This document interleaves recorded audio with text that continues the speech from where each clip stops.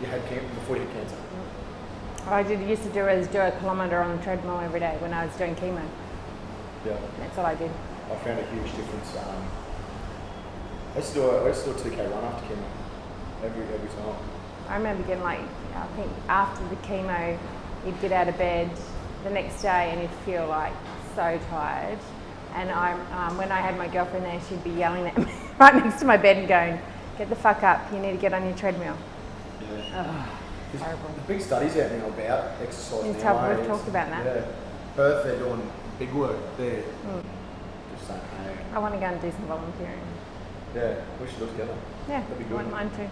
Yeah, but I think because if you can shift, because everyone's mindset during that cancer journey is going to be different. However, we can say we've gone through it and we know exactly how you're feeling, and we can say, "Yep, absolutely agree with you. I'm happy."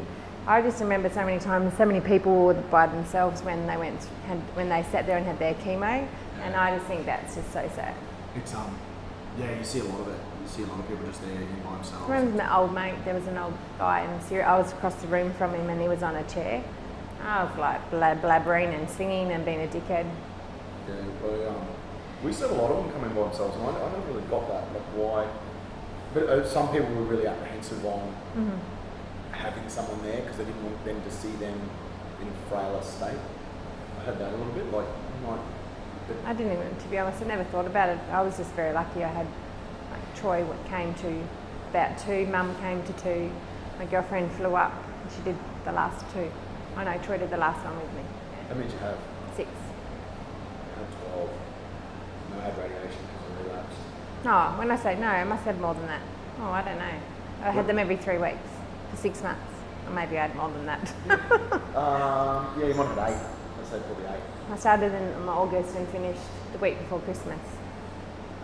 Oh, yeah. I finished on Australia Day 2009. It's funny the dates you remember. I forget so much. I even forget sometimes when we moved into this building, when we started. But I can tell you the exact day and time I finished chemo for the last time. And it's funny, it's not until pissed me off because it wasn't until you've done 5 years that you could say you're in remission. And I'm like, fuck off. The day I walked out of having chemo to me was a remission day. Yeah. I relapsed 3 months later on Mum's birthday. Had to ring her on her birthday and say, happy birthday, Anne, by the way. Let's come back. Oh, really? So that was pretty shit.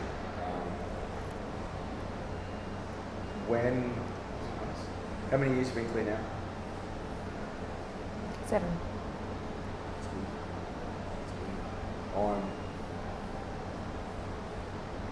It was 2009, September 2009. And 9 years. So 9 years, yeah. It'll be 10 years in September. It was, when we did that challenge in February, that was 10 years since I started treatment. Oh, yeah. Yeah, because I did 6 months of treatment and then 3 months of nothing and then a month of radiation. That was the other thing, yeah. So I started my radiation in January, so I was pretty much by myself up in Townsville. How much better is radiation than chemo? Oh, just walk in, walk out, see you, bye. I think all I've got is left is a little dot in the middle of the... I've got the dots. Yeah. Well, me too. I still get pulled up by skin cancer guy when they see the tattoo and they look at it thinking it's a... and then they look at it and they go, have you had radiation? I'm like, yep. I'm like, oh yeah, okay. Because I'm trying to pick this mould pieces and realise that it's ink. Oh God. Is that when you started training? Was that the first time you sort of started? So when I joined the gym, at that gym with you, that was the challenge. I think it was on the radio. That's right. And 8 week. You, Jesse, Pete. Yeah, that's who it was. I was talking about it the other. Ellie. Ellie, yeah. Yeah, Ellie. Well, I didn't know Ellie. I just walked in. To be honest, just to walk into the gym, that time was just so hard. Yeah, it takes a conscious. Well, because I was so in my head, I was like, I had no hair, had no eyebrows, I had no eyelashes, and I'm like, and when I walked into that gym, everyone was so beautiful and pretty and fit, and I was this big frumpy chemo-infested person. And then I got the pleasure of meeting you, and I think that's probably where my journey of fitness started, was just because you you'd gone through exactly what I had, and it allowed me to go, well, I've seen you on the other side, so yeah. Yeah.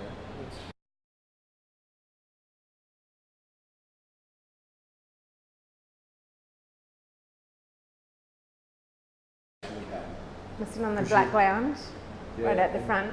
Yeah, and you were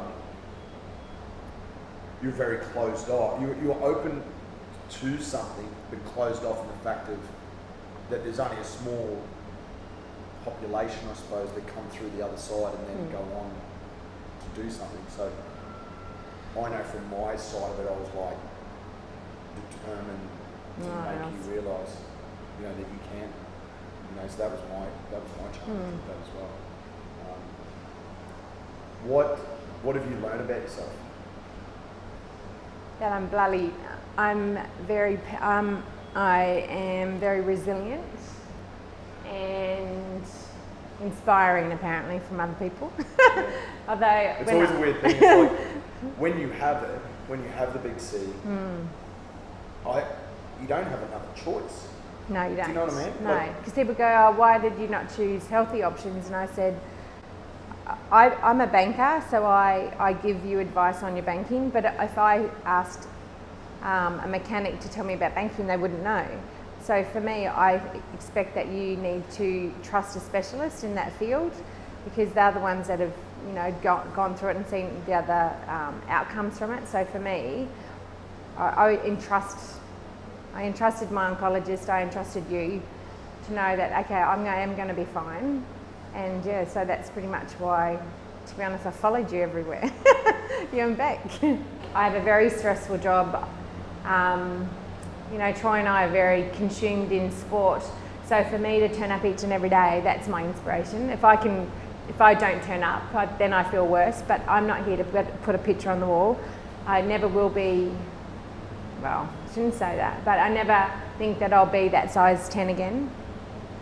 But what I do know is that muscle is so much more important than worrying about whether I'm a size 10 or a size 16 or a size 10. Yeah. So yeah. And I think for a lot of people too, when you've got those high pressure jobs, it's stress management. Oh, absolutely. At work, I was dealing with some really stressful stuff, and it's just nice to sometimes not have to explain the why. Just to come here every day, get a smile, and that is so priceless. That smile and that hello, and that's why people come back again and again here to Warrior. They'll go out and source another gym, but I don't come here for the gym. I come here for the people. So, yeah. Been through that, And look, to be honest, we probably don't even cut the surface of what people are going through in here, because we don't have time.